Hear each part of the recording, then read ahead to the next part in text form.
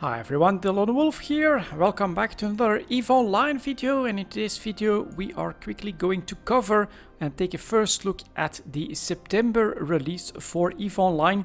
Feels more like a patch and a maintenance release than a lot of new stuff, but unfortunately there's also some bad news that we have to cover for this September release, namely that CCP Mankiller has passed away apparently from cancer at the age of 44, which is way too early of course, and CCP has, just like with the Blaze skin, created and introduced a new skin to organize a fundraiser for the family of CCP Mankiller. So we can see them here. It's the Cordite skill line, which is for the Brutix, the Eagle, the Ferox, Hurricane, Punisher, Saber, Slasher and Zealot. I purchased these already, 60 plex a piece. The big difference between the Blaze skin and this skin is that, if I understand the dev blog correctly, this time there is actually going to be a maximum number that will be made available. I think it was like $20,000 equivalent. All the proceeds from these skins will go directly to the fundraiser, to the family of CCP Mankiller. And so if you're there on time, then you can grab them and support CCP and the family of CCP Mankiller this way. I already did, but as I said, these might actually get into short supply because this time they won't just let this rack up endlessly. There is probably a maximum number of skins that can actually be sold on this fundraiser. Moving on to the patch itself, there is one new item that we could say that is brought here, and that is the redesign of a ship, a Caldari ship this time. So if you look for the Osprey, then that's not the Osprey, but the Osprey. Then that should look quite a bit different, and man, look at that. That looks amazingly good. So the updated graphics for the Osprey right there, completely different. And I'm not sure if any of you guys saw it, but I actually saw at least one of the Twitch sessions where the graphics designers were working on this redesign. So very cool to now see that product and all that work finally find its way apparently through QA. I assume that QA are the guys that kept this away from us for so long, but the wait was worth it.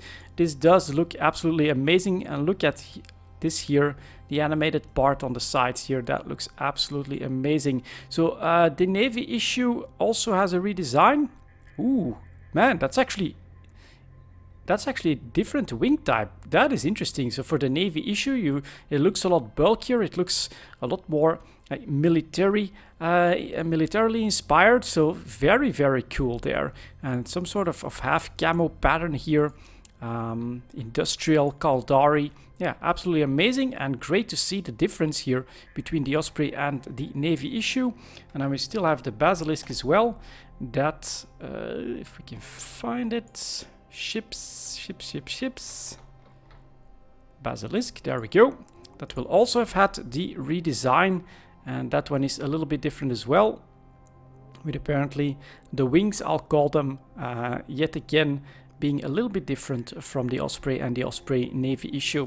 So that is basically the biggest new stuff that we have in the September release. If you look through the patch notes, then you will see that there's lots of fixes, also a bit of an update to the audio as well, to like a new standard or something like that, I think. And yeah, it feels like a maintenance release rather than a lot of new stuff, but it's very welcome, of course, and Caldari pilots will be very happy, I think, with this update here. Something else though that has been added is that there is a change to the market ticker that I think a lot of people will like as well. Now I had to look a little bit about how exactly this works, but you can see that the market ticker down here, at the moment I reset everything, so it's just taking the standard items that the ticker would take if you don't have any special options. But what can you do now?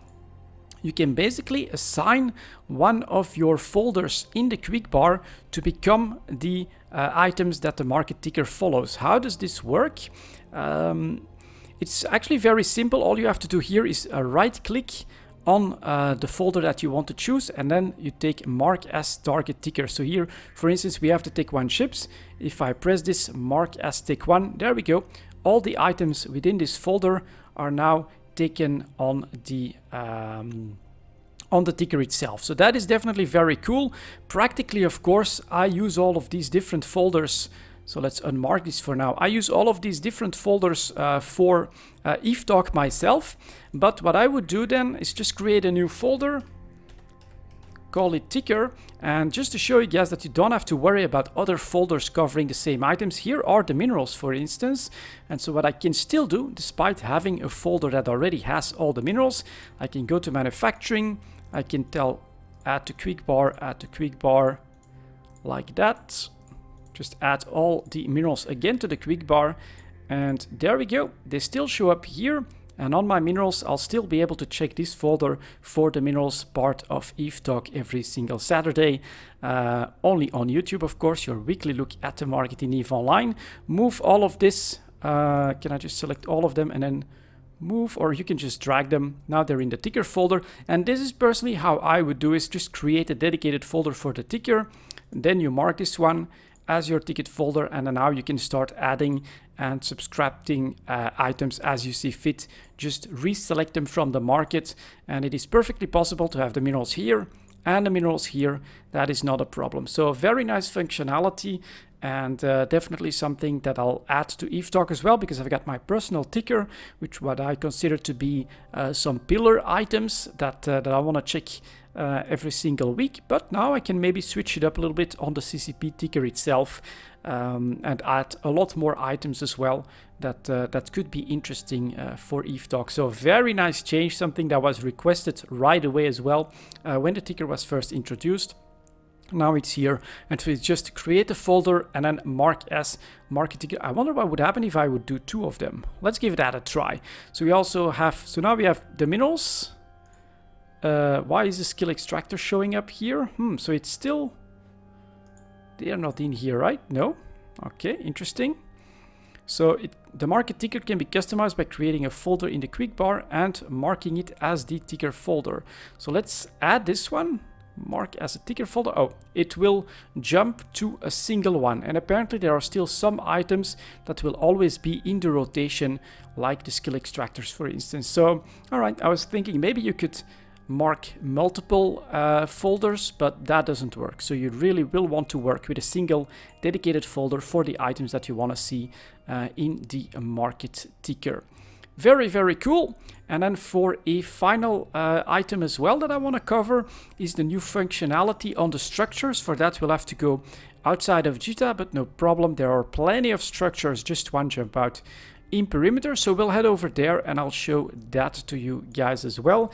It's a change that has been introduced because of the risk that exists that someone would create a contract for you to deliver something to one of their structures and then deliberately not allow you to dock there anymore so that you can't complete the contract. That's not fun gameplay, and it would definitely restrict one of the things that people often want to do in EVE Online, which is of course to play the cargo hauler through New Eden, and to have something that is so easily manipulated and that would make for a very bad experience. They added something else, so let's take a structure that is not too far away. Let's try this Raitaru right here.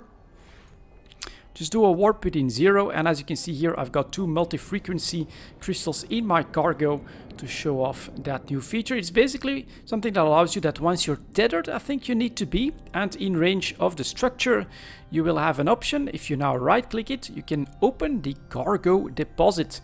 This will allow me to put an item in there. 10k, that's just the estimated price of the item that I put in there, and then if I put transfer, it's being moved to my item hanger, and this way you can, without having to dock at the structure, still complete a contract as well normally. Now you can't reopen this and take something back out. That doesn't work. If you want to grab your stuff that you've introduced this way, you will have to dock, and then in your item hanger, there it is. Here, the multi-frequency crystal, and I can put it back in my ship and take it back out. Hopefully there are no duplication bugs. I haven't really had a lot of time to take a look at that on CC or anything like that. But just know now that you have this open cargo deposit option. If you want to save a couple of clicks and a dock and undock, for instance, when you're transferring ore and things like that, it can be useful for that. But the major reason was, of course, to allow people to complete contracts and that would not be counted anymore by just not allowing someone to dock anymore. So there you go, guys. I think that is the most important when it comes to the September release and the new stuff there. Again, if you want to help out when it comes to the fundraiser for CCP Mankiller, definitely go to the new Eden store and support them that way. Hopefully you'll be on time because they do look absolutely amazing. And for the rest, I mean, it's right after the patch here at my time of recording, so everything seems to be working as intended, which is absolutely great. Thank you very much for watching, guys. I'm flying back home, and I'll see you all next time.